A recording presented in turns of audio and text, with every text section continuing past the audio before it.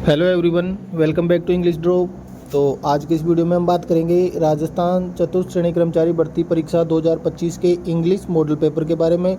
और आज हमारा back to back continue 100 paper है वो कंप्लीट होने जा रहे हैं। मतलब लास्ट 100 दिन 100 दिन तक डेली शाम को 5:15 पे इंग्लिश ड्रॉप यूट्यूब चैनल पे डेली आपको पेपर मिला है और एग्ज़ाम तक कंटिन्यू ऐसे ही चलता रहेगा। तो चैनल को सब्सक्राइब करें और क्लास को लाइक करें। और देखेंगे क्वेश्चन नंबर 1। फर्स्ट क्वेश्चन है, choose the correct form of tense for the given sentence. Correct form का यूज करना है हमें। सेंटेंस है, the celebrity's latest movie is very entertaining, I blank it. Option first है हैव रिकमेंडेड, बी है recommend, am recommending and D है will have been recommending. और E जो आजकल ऑप्शन में आने लग गया है, क्वेश्चन नॉट अटेम्प्टेड, कि अगर आप कोई ऑप्शन अटेम्प्ट नहीं कर रहे तो आपको ये वाला जो ब्लैंक है वो फिल करके आना है पेपर में। तो यहाँ से क्या हो जाएगा, देखो सेंटेंस क्या लिखा है, इज़ एंटरटेनिंग। मतलब जो फर्स्ट पार्ट है वो प्रेजेंट टेंस में है तो सेकंड पार्ट भी किस में रहेगा, प्रेजेंट टेंस में ही रहेगा। तो यहाँ से विल है वो फ्यूचर में चला जाएगा, इसलिए इसको हम कैंसिल कर देंगे।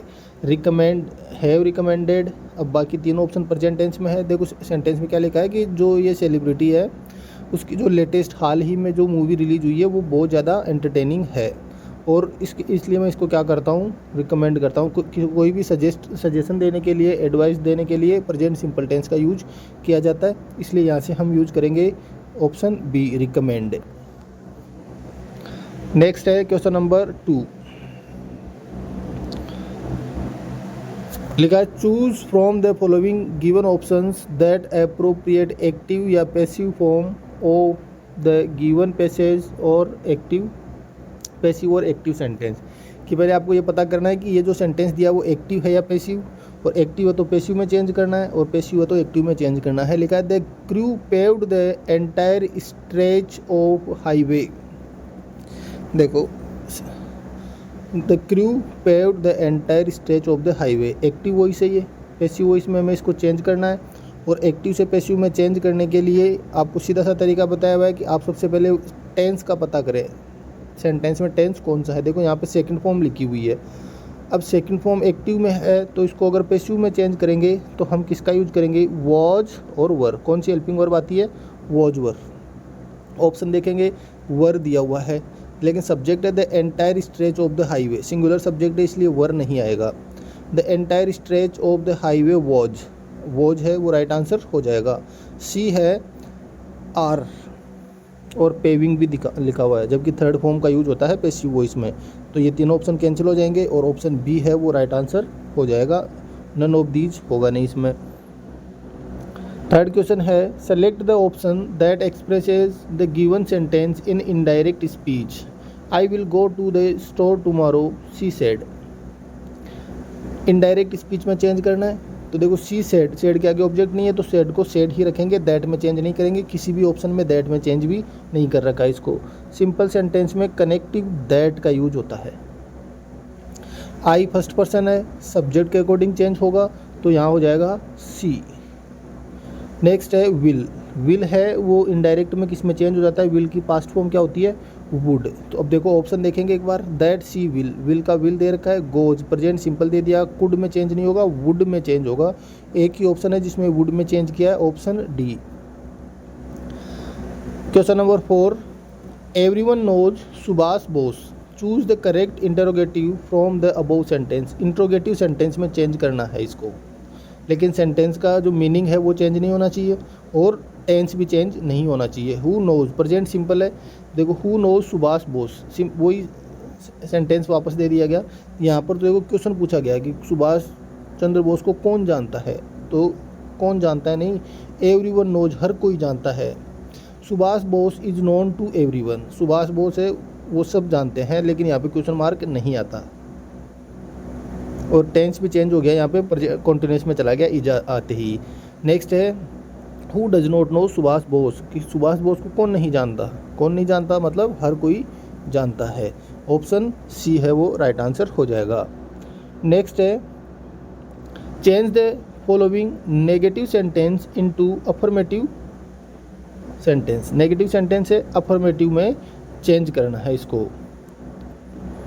आई am not as intelligent as you, positive degree में सेंटेंस है, और जब भी पॉजिटिव डिग्री में सेंटेंस हो तो उसको अफर्मेटिव में चेंज करने के लिए किस में चेंज कर देंगे, कंपेरेटिव डिग्री के अंदर चेंज कर देंगे इसको।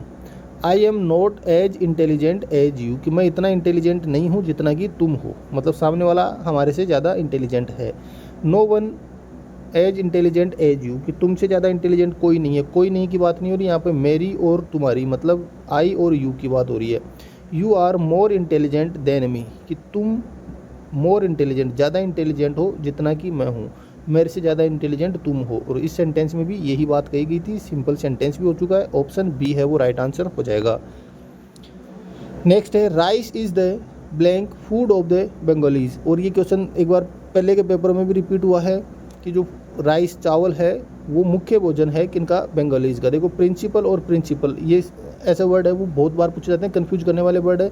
देखो प्रिंसिपल और प्रिंसिपल, इस प्रिंसिपल का मतलब होता है प्रधानाचार्य, जो स्कूल में प्रधानाचार्य होते हैं वो होता है, और इस प्रिंसिपल का मतलब होता है मुख्य।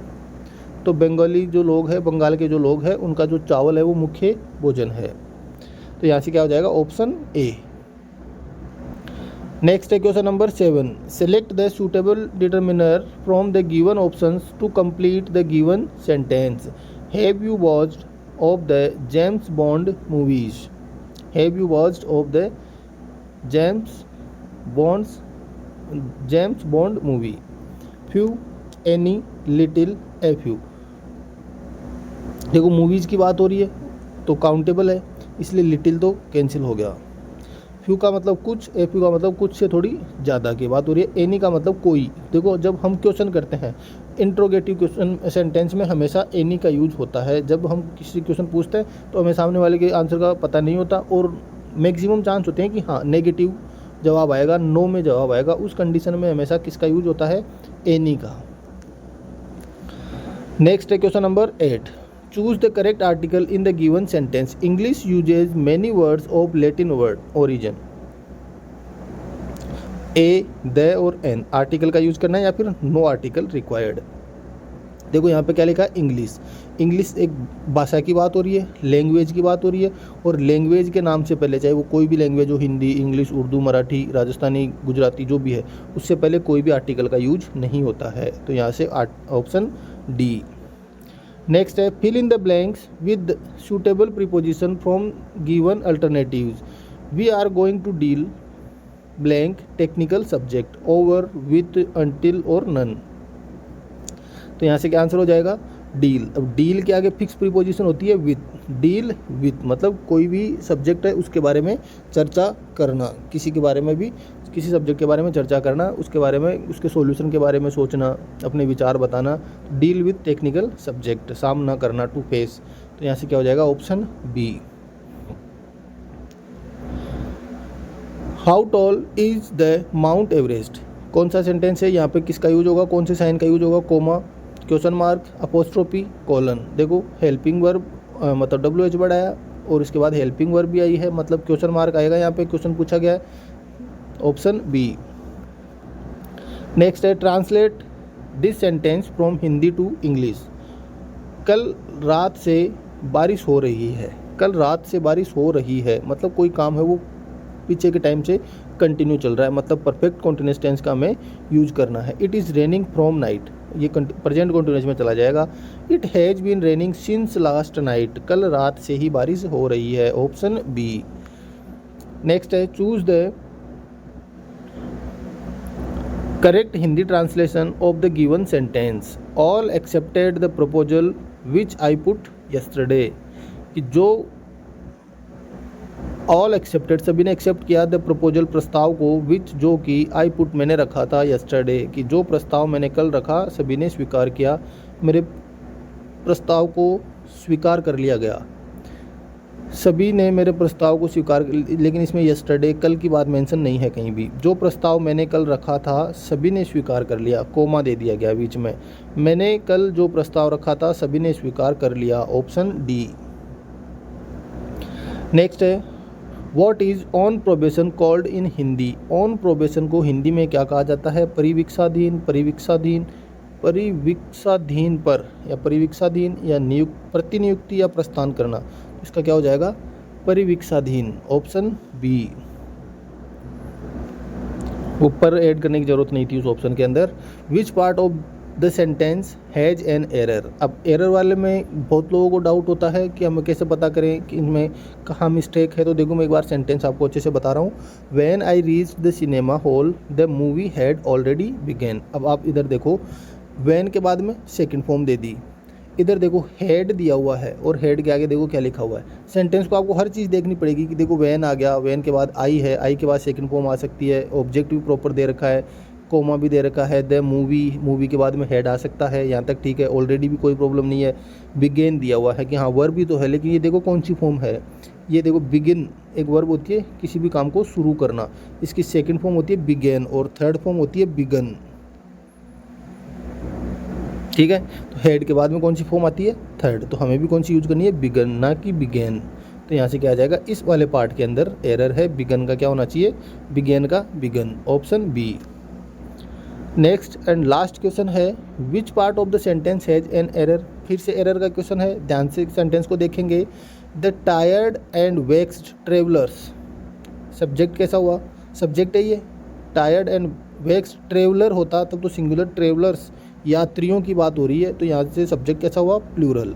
वेटिंग, देखो वेटिंग फोर्थ फॉर्म है। अब waiting without helping verb use नहीं होती, इजएमआर या वॉज वर्ब का यूज यहाँ पर होगा।